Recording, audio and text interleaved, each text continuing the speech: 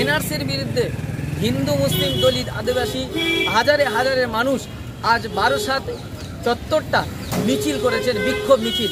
সেই বিক্ষোভ মিছিলে তারা কিন্তু এনআরসির বিরুদ্ধে বারবার স্লোগান তুলেছে। সরাসরি সেই মিছিলের চিত্র আপনাদেরকে দেখাবো।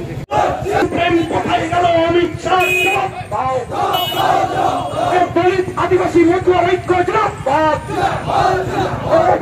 থেকে আসা উৎপস্তি ভাইদের টার্গেট করা হচ্ছে কেন স্বরাষ্ট্রমন্ত্রী?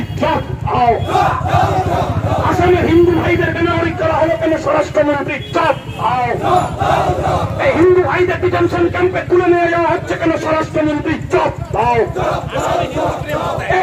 আসামে হিন্দু প্রেম কোথায় গেল বিজেপি?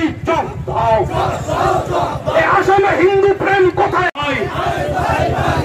এই বাঙালিদের নাগরিকত্ব কেড়ে নেওয়ার ষড়যন্ত্র চলছে কেন স্বরাষ্ট্রমন্ত্রী? হিন্দু মুসলিম আপস মে ভাই ভাই। আসামে 14 লক্ষ হিন্দুদের বেনাগরিক করা হলো কেন স্বরাষ্ট্রমন্ত্রী? আসামে হিন্দু প্রেম কোথায় গেল? জবাব দাও।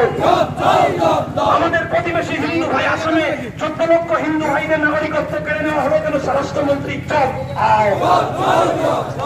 আজ বারাসাতে মহা মিছিল এনআরসির বিরুদ্ধে, সেখানে দলিত মুসলিম আদিবাসী নেতৃত্ববৃন্দ এবং অনেক মানুষ এই মিছিলে অংশগ্রহণ করেছেন।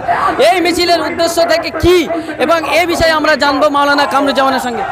আজকে আপনাদের মূলত মিছিলের উদ্দেশ্য কি?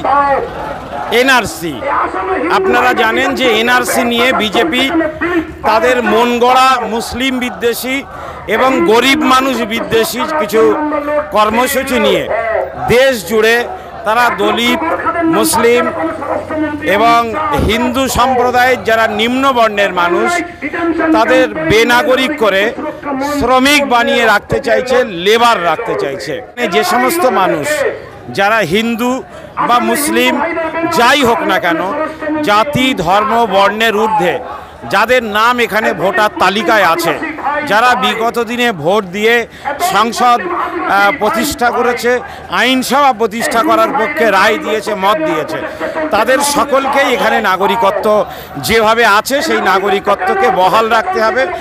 আমরা ভারতীয়, প্রথমত আমরা ভারতীয় বাঙালি, আমরা একসাথে এই ভারতবর্ষে জন্মেছি। আমরা হিন্দু মুসলিম দলিত ভাই সকলে একসাথে বাঁচতে চাই। আমাদের স্বার্থ যেখানে ক্ষুণ্ণ হচ্ছে, আমাদের সম্প্রীতি নষ্ট হচ্ছে, আমাদের সহাবস্থান যেখানে নষ্ট হচ্ছে, আমরা সেই জন্যে একসাথে আমরা এই বাঁচতে চাই। আমরা এনআরসি চাই।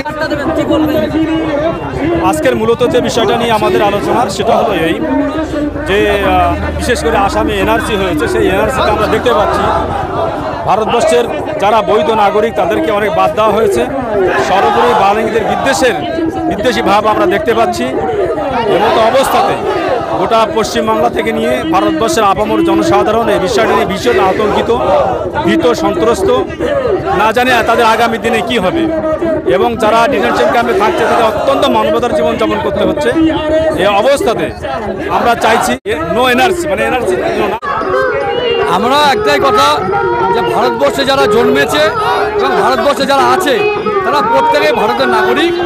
আর পূর্বতন ব্রিটিশের চর, বর্তমানে সিআইএ চর মোদি অমিত শাহের কাছে ভারতবর্ষে আমরা যারা খেটে খাওয়া মানুষ তাদের নাগরিকত্ব প্রমাণ দেওয়ার কোনো দায় নেই। আমরা এখান থেকে এনআরসি চাই না, এই বক্তব্য কিন্তু তারা বলছেন। এবং দিলীপ ঘোষ বিজেপি আরএসএস যে স্বপ্ন দেখছেন যে বাংলা এনআরসি করবেন, তাদের স্বপ্ন ব্যর্থ হবে এমনটি বলছেন। ক্যামেরায় আফ্রিদি খানের সঙ্গে শাকিরুল ইসলামের রিপোর্ট, বারাসাত, PM News 365। চলছে তার বিরুদ্ধে লড়ছে, লড়বে। নাগরিকত্ব সংগ্রাম সুরক্ষা মঞ্চ। আসামে 14 লক্ষ হিন্দু ভাইদের নাম নাগরিক তালিকার বাইরে কেন?